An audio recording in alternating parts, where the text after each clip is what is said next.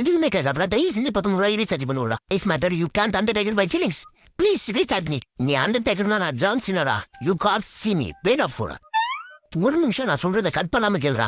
என்ன 9 rupees recharge back மட்டும் போட்டுவிடுறா. டேய் நைட்டு 11 மணி ஆகுதுடா. இன்னும் 1/2 மணி நேரத்துல உனக்கு நெட் பேக் வந்துடும்டா. கொஞ்ச நேரம் பொறுத்துட்டு இருக்க முடியாதா?